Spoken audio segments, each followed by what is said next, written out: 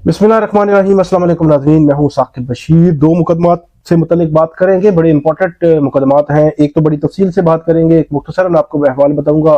तौहीन अदालत का केस है। शहरयार अफरीदी को जो MPO में गिरफ्तार किया गया था, उसमें इख्तियारात से तजावुज़ पर जो DC इस्लामाबाद है, इरफान नवाज मेमन, और SSP ऑपरेशंस और इसके अलावा 2 पुलिस अफसरान और भी उन 4 लोगों के खिलाफ तौहीन अदालत की कार्रवाई इस्लामाबाद हाई कोर्ट के जस्टिस बाबर सत्तार ने शुरू की थी। और अदालत ने 16 जनवरी की तारीख डाली थी। ये दिसंबर में तारीख डाली गई थी कि 16 जनवरी से ऑनवर्ड रोजाना की बुनियाद पर केस की समाअत हुआ करेगी। लेकिन एक रोज जो है वो जस्टिस बाबर सत्तार मौजूद नहीं थे। कल जो है वो दोबारा से आए, कल समाअत हुई, कल से आज तक समाअत गई। और डिप्टी कमिश्नर रावलपिंडी और अडियाला जेल के सुपरिटेंडेंट को बुलाया गया था। आज काफी गर्मा गर्मी हुई और बड़े सख्त मुकालमा हुआ। जज और जो वकील है डिप्टी कमिश्नर के इतराज आयद कर दिया गया। गैर मामूली तौर पर जो है वो ये इतराज आयद किया गया है। बज़ाहिर ऐसे लगता है कि कोई जवाब मौजूद नहीं है। जो कुछ हुआ, बुनियादी तौर पर सवाल ये है कि आपने जितने भी MPO मतलब नक्शे अमन के खतरे के पेश नजर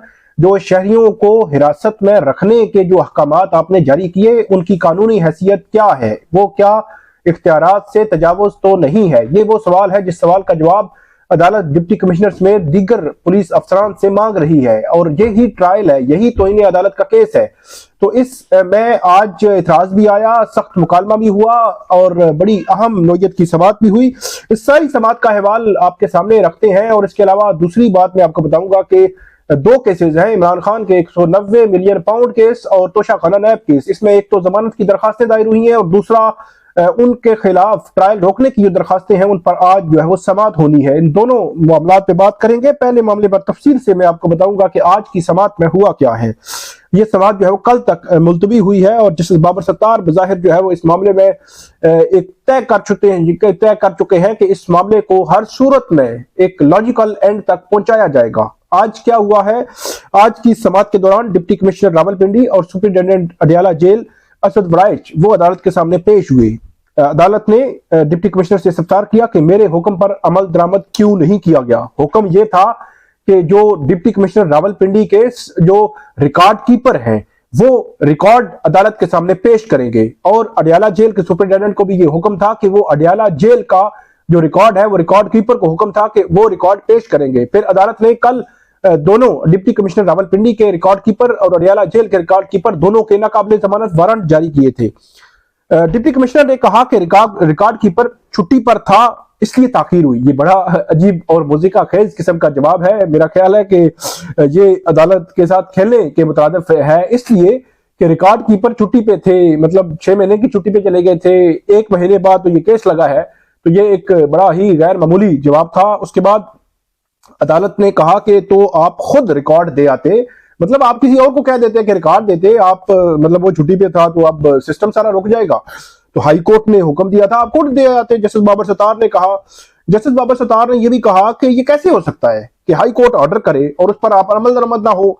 और ये भी कहा कि इस्लामाबाद वाले तो भुगत रहे हैं, क्या आप भी ये भुगतना चाहते हैं? जस्टिस बाबर सत्तार ने रावलपिंडी के डिप्टी कमिश्नर को मुखातिब करते हुए ये कहा। उसके बाद अदालत ने कहा कि यकीनी बनाए कि अदालती हुक्म पर अमल दरामद हो, इसलिए हाई कोर्ट्स यहां पे बैठी हुई है। यहां पे आगे चलकर अब बड़ा इंटरेस्टिंग मरहला शुरू होता है। और यहां पे deputy commissioner Rawalpindi, deputy commissioner Islamabad जिनके खिलाफ तौहीन अदालत का केस चल रहा है, और SSP ऑपरेशंस के वकला ने जस्टिस बाबर सत्तार पर एतराज उठा दिया। ये वाहिद रास्ता है जिसमें अब जो है वो अपने आप को बचाने की कोशिश कर रहे हैं, क्योंकि सुप्रीम कोर्ट ऑफ पाकिस्तान ने भी डिप्टी कमिश्नर इस्लामाबाद की जो दरखास्त थी वो मुस्तरद कर दी थी और किसी भी हुक्म इम्तला की दरखास्त मुस्तरद कर दी थी। और ये कहा था कि अभी तक इस्लामाबाद हाई कोर्ट में मामला पेंडिंग है, इस्लामाबाद हाई कोर्ट देखेगी, उसके बाद तय करेंगे कि क्या होना है। और रिलीफ नहीं मिला था सुप्रीम कोर्ट से भी। तो अब एक ही रास्ता बचा है डिप्टी कमिश्नर के पास और दीगर पुलिस अफसरान के पास कि वो जज पर ही एतराज कर दें, इस मामले को उलझा दें। लेकिन बज़ाहिर ये मामला जो है वो उलझता नजर नहीं आ रहा। यहां पे जो वकील थे डिप्टी कमिश्नर के, उन्होंने कहा कि प्रोसिक्यूटर ने अदालत में जो रिकॉर्ड पेश किया उसकी कॉपी हमारे पास मौजूद नहीं है। SSP ऑपरेशंस के वकील ने कहा कि मेरी जानिब से भी एतराज है कि अदालत के सामने ये रखना है। और अदालत ने कहा कि इस अदालत की कार्रवाई में ये तकनीकी चीजें नहीं होंगी, कि तकनीकी तौर पर आप आगे पीछे उलझा रहे हैं। और यहाँ पर जो शाह खावर थे वकील हैं, और ये साइफर केस में भी शाह खावर साहब जो है वो प्रोसिक्यूटर हैं, उन्होंने कहा कि हमारी इस्तदा है कि किसी दूसरी अदालत को ये केस मुंतकिल किया जाए, मतलब जस्टिस बाबर सत्तार से केस दूसरी अदालत को मुंतकिल कर दिया जाए। जस्टिस बाबर सत्तार ने कहा नहीं, ये आपके मुवक्किल का चॉइस नहीं है, मैं ऐसा नहीं करूंगा, आपने जिसे मर्जी दरखास्त देनी है दे दे। शाह खावर ने कहा कि इस अदालत ने डिप्टी कमिश्नर और एसएसपी ऑपरेशन से मुतालिक अपना माइंड डिस्क्लोज कर दिया है। जस्टिस बाबर सत्तार ने कहा कि मेरा इस केस से कोई इंटरेस्ट नहीं है, और जब हाई कोर्ट के फैसलों पर अमल दरामद नहीं होगा तो फिर क्या होगा। डिप्टी कमिश्नर ने 67 एमपीओ ऑर्डर जारी किए और लोगों को शुबे की बुनियाद पर बंद किए रखा। यह वो सवाल है जिस सवाल का जवाब अदालत ढूंढने की कोशिश कर रही है, और इस केस को मिसाल बनाने की कोशिश कर रही है ताकि आइंदा इख्तियारात को इस तरह बेजा कोई इस्तेमाल ना करे। जस्टिस बाबर सत्तार ने यहां पर यह भी कहा कि हमने भी हलफ उठा रखा है कि कानून के मुताबिक फैसले करने हैं। वकील ने कहा कि ये लोग बड़ी मुश्किल हालात में काम कर रहे होते हैं, बहुत बड़े प्रेशर्स होते हैं। वकील शाह खावर जो है उनकी जानिब से कहा गया। यहां पर जस्टिस बाबर सत्तार ने अहम रिमार्क दिए, जो लोग जेल में रहे उनका इजाला कौन करेगा। डिप्टी कमिश्नर और एसएसपी एक बड़ी गेम का हिस्सा बन गए तो क्या ये ठीक है। ये अदालत ने इस्तफसार किया और यह भी कहा मैं आपको मौका दूंगा, आप अपने मुवक्किल का दिफा करें। जस्टिस बाबर सत्तार ने कहा और यह भी कहा आप साबित करें कि डिप्टी कमिश्नर ने जो एमपीओ ऑर्डर जारी किए वो कानून के मुताबिक है, और ये समझ लें कि ताखीरी हरबे इस्तेमाल नहीं करने दूंगा। वाजे कर दिया है अदालत ने कि ताखीरी हरबे किसी सूरत इस्तेमाल नहीं करने दूंगा। ये केस आगे चलेगा, लॉजिकल एंड तक पहुंचेगा, इसका फैसला होगा। और ये कहा कि शहादतें रिकॉर्ड कर लेते हैं, फिर तमाम कापियां आपको भी फराहम कर देंगे। शहादतें मुकम्मल होने के बाद समाअत इंतखाबात के बाद कर लेंगे। और केस की समाअत अदालत ने कल तक मुलतवी कर दी है जस्टिस बाबर सत्तार ने, और ये बहुत बड़ा अहम मामला है और आगे बढ़ रहा है। और इस केस का फैसला जो है वो यकीनी तौर पर बज़ाहिर इस केस का फैसला होता नजर आ रहा है, और कुछ ना कुछ इस केस में से निकलेगा। तो यह थी आज की समाअत जो तौहीन अदालत है डिप्टी कमिश्नर के खिलाफ, उस केस की समाअत थी। और इस केस में अदालत ने ये वाजे कर दिया है, कल तक समाअत जो है मुलतवी हुई है।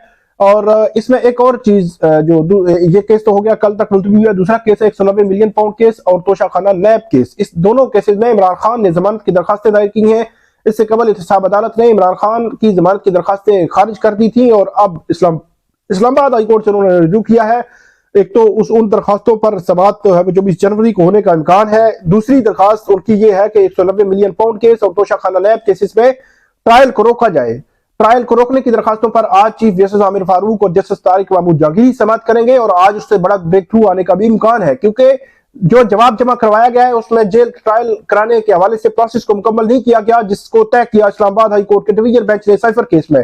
तो अब ये देखना है कि क्या Islamabad high court 190 million pound case और तोशाखाना नैब केस का भी ट्रायल जो कुछ हो चुका, प्रोसेस मुकम्मल नहीं था, प्रोसेस को फॉलो नहीं किया गया, क्या वो ट्रायल सारा कलअदम होगा, या कोई दरमियानी रास्ता जो है वो अदालत निकालेगी, या ट्रायल पर स्टे होगा। ये तीनों सवालात के जवाब आज आ जाएंगे। उस पर जो भी अपडेट होगी वो हम आपके सामने रखेंगे।